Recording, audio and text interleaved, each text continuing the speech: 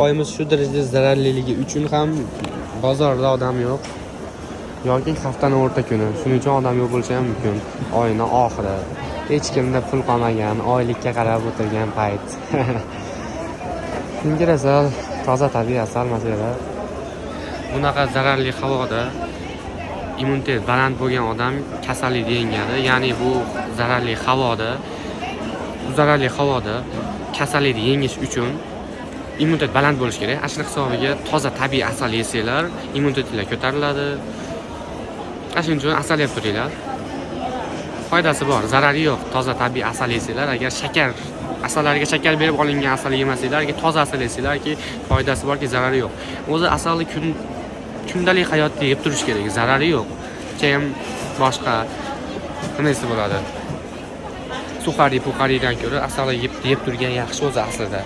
Shuning uchun menga murojaat qilinglar yoki Yunusobod dehqon bozoriga kelsanglar, men sizlarga toza tabiiy asallarni qilib beraman. Yoki aloqa qilsanglar, o'zim yetkazib beraman. Toshkent shahar bo'ylab, O'zbekiston, dunyo bo'ylab yetkazib berish xizmatlarimiz bor. Salomat bo'linglar, imkon asal, obuna bo'lib qo'yinglar. Kuninglar yaxshi bo'lsin. O'zinglarni asranglar. Izimdan chiqib